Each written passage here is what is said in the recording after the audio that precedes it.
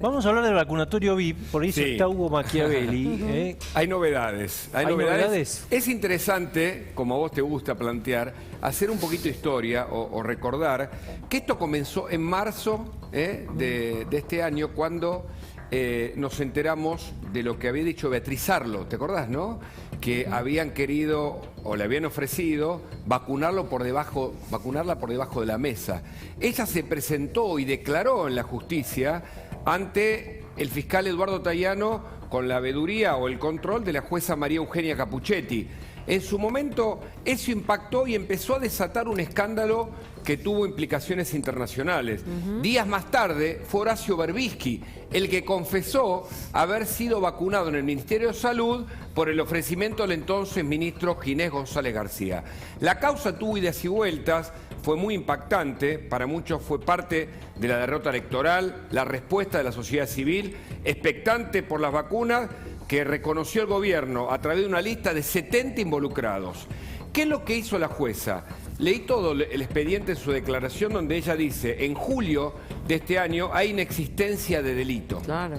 Y desagrega el Código Penal al decir que es fragmentario, que hacer subsidiario tipificaciones que son del orden moral, digo a grandes rasgos, ¿no? El concepto que se deduce de la supuesta inexistencia de delito marcada por Capuchetti, es reclamada inmediatamente, es importante, el rol de Sergio Rodríguez, el fiscal de la Procuraduría de Investigaciones Administrativas, que apela a la decisión de la jueza. Fíjate cómo tienen que funcionar los controles de la justicia en la Argentina, porque si no esto hubiera quedado archivado. Para muchos siempre hay un costado político en las decisiones de los jueces federales. Es una pregunta que nos hacemos, no una afirmación. Pero en cualquier caso esto va a la Cámara Federal. La Sala 1 de la Cámara Federal dice no, tienen que investigar mucho más, porque los imputados hasta acá son el exministro Ginés González García, Lisandro Bonelli, toda la gente de su alrededor, Marcelo Guille y Alejandro Colia, porque entendió en ese momento el fiscal y la jueza que lo imputan que ellos tenían el control, la distribución, el acceso y la maniobra que involucró a 70 personas que, más que saltearse en la fila, impidieron que otros se pudieran vacunar.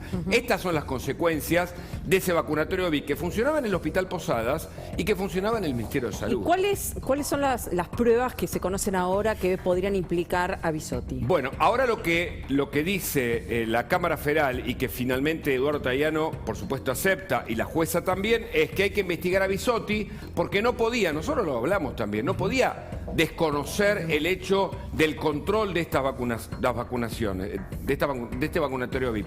Entonces pide que se entrecrucen todos los llamados que ella hizo por esos días y que además se investigue a 3 funcionarios allegados a ella. Con lo cual es muy probable que el entrecruzamiento telefónico, es decir, las medidas de prueba que van a aportar información, veremos cuándo, ¿no? Porque claro. mencionamos... Sí, después, porque una conversación no es no sé, suponete que hablaba con el director del Posadas. Sí. Uno infiere que en realidad la ministra tiene que hablar con el director del Posadas, ¿no? Sí. Salvo que supiéramos de qué hablaron, pero eso es otra cosa. Bueno, pero ella no podía desconocer, entonces probablemente termine siendo imputada. Esto es, veremos, qué es lo que se encuentra en su contra. Lo que sí decimos es que la Cámara le pidió a la jueza que también impute a los 70 vacunados VIP. Entre ellos, recordemos, no solo Berbisky, no solo Eduardo Valdés, no solo el procurador Zanini, sino también la familia Eduardo Duhalde y él mismo y muchos empresarios que accedieron a un delito que todavía está en ciernes, insisto, tarde, probablemente la justicia y lenta, pero finalmente en una de esas conocemos la verdad de lo que pasó.